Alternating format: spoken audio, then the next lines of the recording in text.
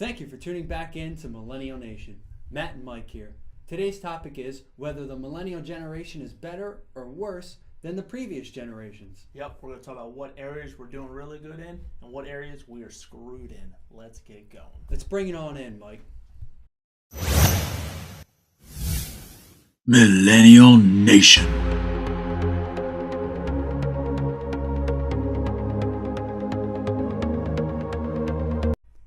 So let's jump right into it here. We have Matt and Mike. We're going to talk about millennial generation, better or worse. First thing is worse. Worse. What is our generation worse off than our previous generations? What do you think? Have you disappointed your parents or have you not? I mean, that's the real question here. Who are you trying to prove it to? Yeah. Really? Yeah. Okay. So the first thing that we're worse off in is, I think, laziness.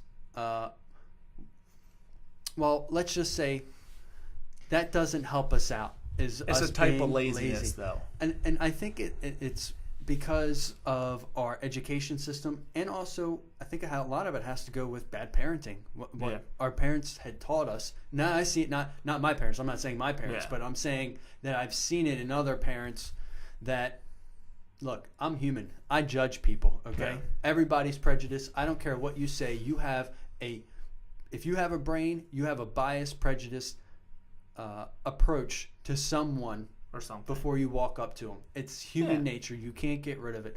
I judge people. I look at this person who is raising their kids, and they teach them. It's not really teaching them. It's just giving them a lifestyle that giving them a better life than they had. Yeah. And that's the thought. But they're going so overboard to where the children don't have to do anything. Yeah. Like you're cutting their steak up when they're 13 years old. Yeah, you know what I mean? It's like, come on, let's move past this. Yeah, it's time to beat some kids. Right. You know what I'm saying? Make them earn something at 7, 8 years old. I had to do chores when I was very young. Yeah. You know, that taught me a great lesson when I was at that young age, and it's needed. And I don't think it's there anymore. Now it's like, just go do whatever you want, or no, you whine for 20 minutes and then you don't have to do it. Yeah, or you're out of punishment. Yeah. But also, I mean, I remember, like you said, you had to do chores. Yeah, you got paid to do chores. Oh, my mom gave me $2 the week, blah, blah, blah. So I got a Reese's bar. Congratulations. I don't know anybody that does that.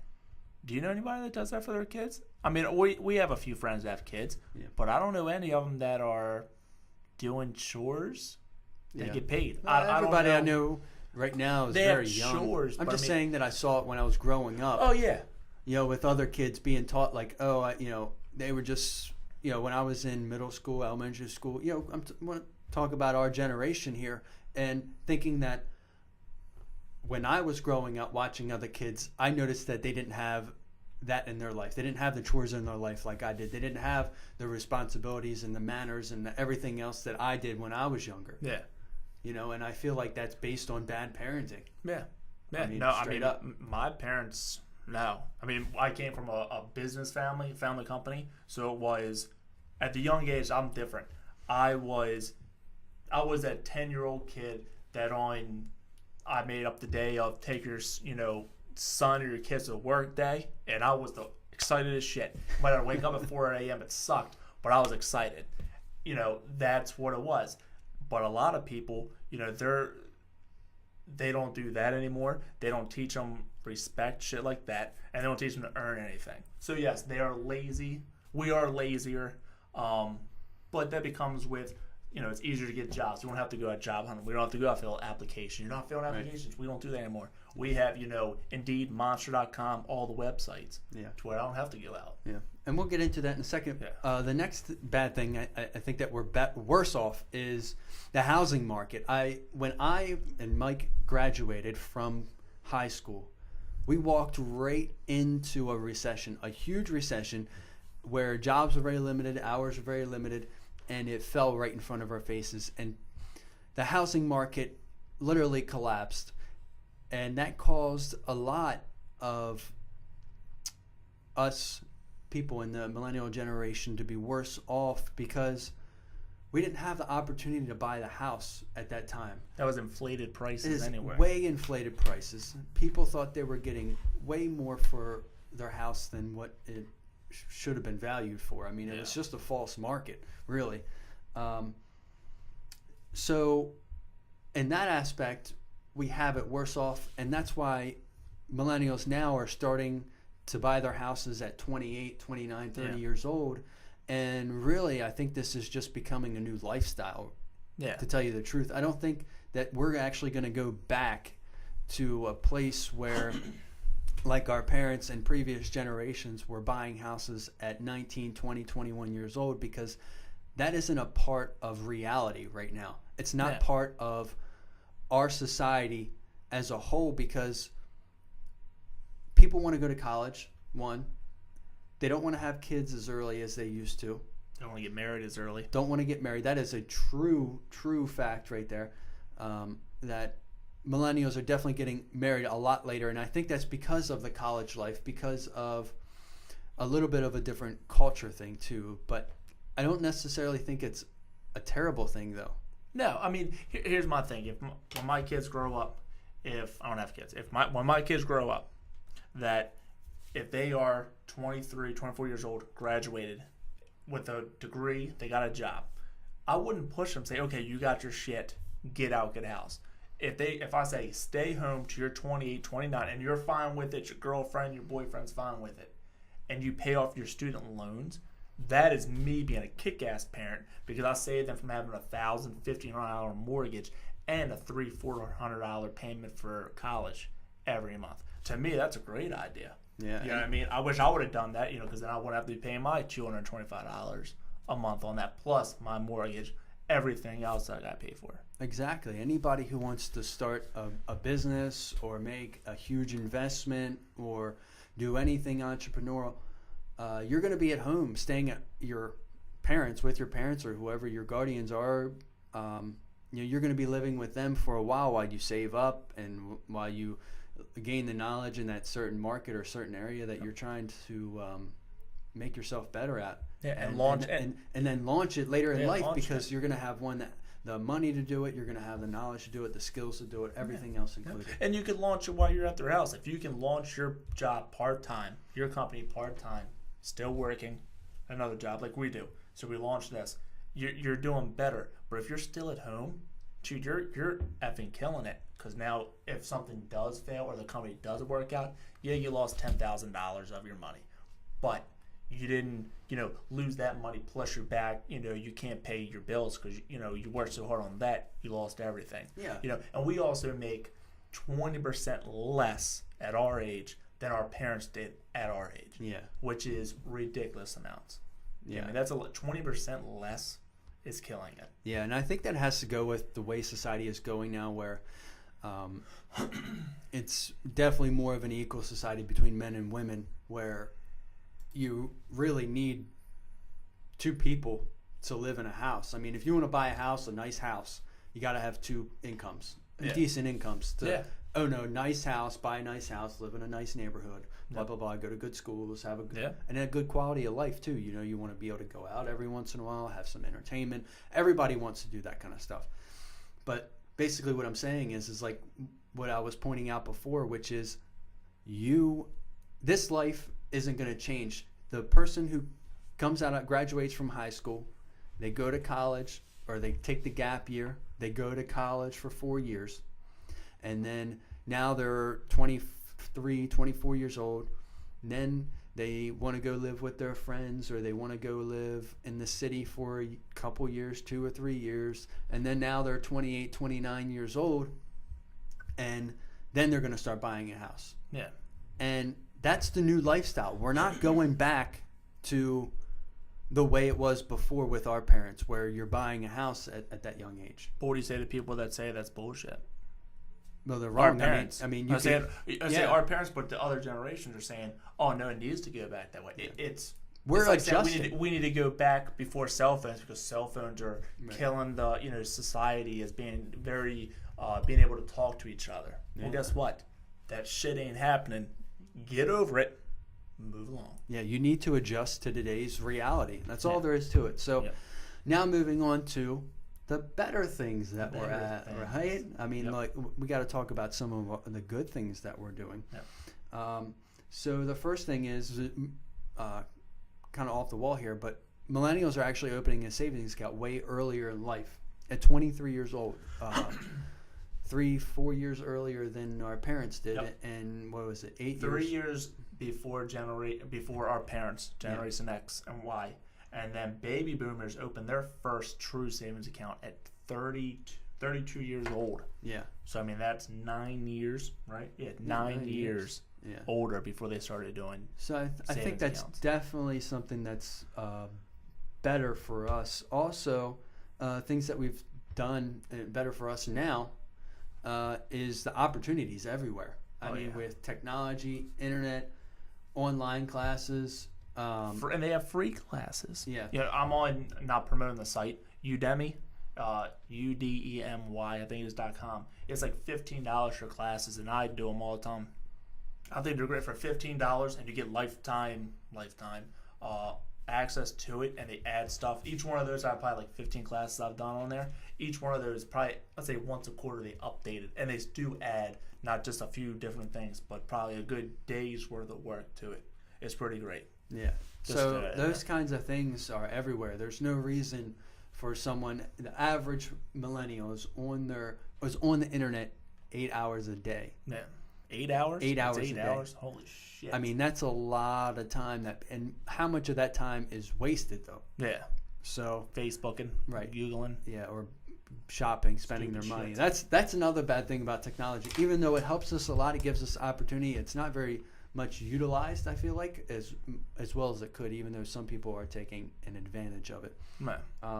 So the online classes, where before it was kind of, you had to make a phone call, like the older generations, they had to make a phone call to set up an appointment to go to college. They had to drive to the college, or they had to call the company to see if they're hiring and actually talk to a person to be personable, where now everything's online. You can apply to 1,000 jobs today.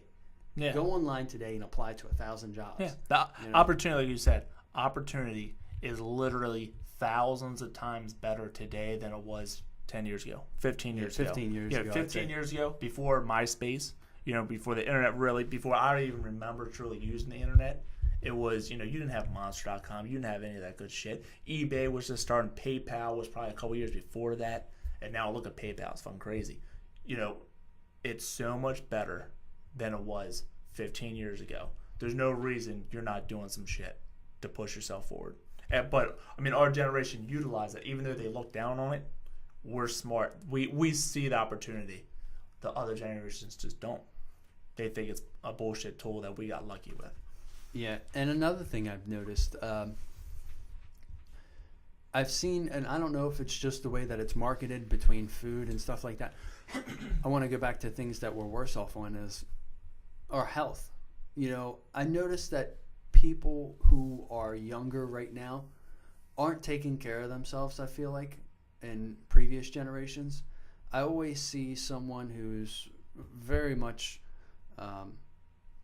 just eating the bad things, way overweight, like it doesn't mean anything. Like being huge overweight isn't anything that's, let's just say, frowned upon anymore. Yeah. And I don't want to say like, oh, we need to push these people to lose weight, but I think we need to have a better health lifestyle.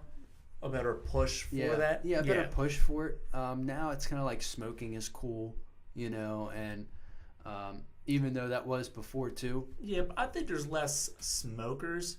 I think it's a 50-50. Either 50% of people are healthy or 50 of them are just obese, overweight, let's say fat, whatever it is. But today, you have more health. I mean, yes, let's start with this. You have more McDonald's, there's more McDonald's than any other fast food chain, all of them put together. Ridiculous. On every corner, you have Wawa, Royal Farms, Sheetz, fucking Exxon is selling cheeseburgers. It's disgusting. It's just so much easier to get to us, and our generation wants convenience. We want convenience. That's why Panera Bread came out, Chipotle came out, and is annihilating it and taking chunks, billions of dollars out of all the other ones' pockets because it's healthy shit. And we'll wait 15 minutes for lunch. We'll sit there and wait for that. But past that, we don't want to sit down for a lunch anymore. No. We want to get it, go get it. We'll eat at lunch. or eat while we're on Facebook, shit like that. Yeah. So within the next 5-10 years, and we already seen McDonald's is starting to go down. All those companies are going down because it's so much easier now today to take a picture of McDonald's having gross stuff or Taco Bell slicing up bad stuff, putting in their food. It just gets out easier. Yeah. Panera Bread is gonna continue to rip it up.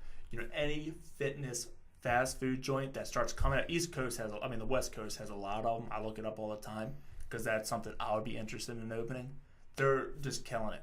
Yeah. Within 5 years, they're like one of the biggest things in that state.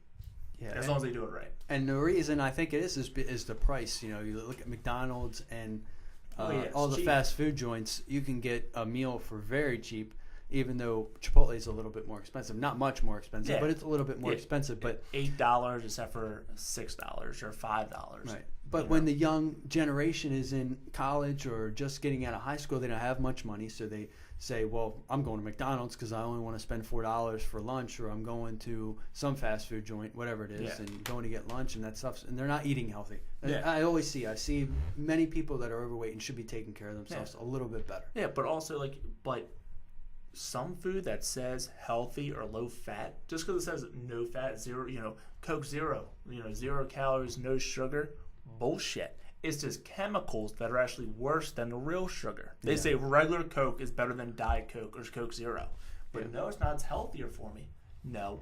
Look into what the hell you're drinking. Yeah, that is true. What I mean? That's how they push promotions to sell this shit. And that's how they make money. You think the people selling this shit are going to tell you this product's really bad for you? Hell no. That's like when you find the ads for the pharmaceuticals.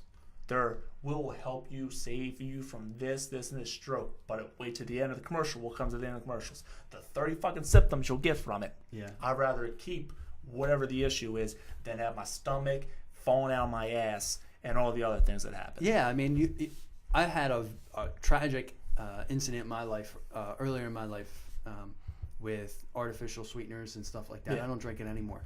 And, when I got sick from that, the doctor told me, you're poisoning yourself. Yeah. You got to stop drinking the artificial sweeteners because it's not as good for you as what you think it is. And it's not helping your health as much as they sell it. Drinking a regular drink or just drinking something else that has sugar in it and it's not artificially sweetened. Yeah. Yeah. Pure sugar is not...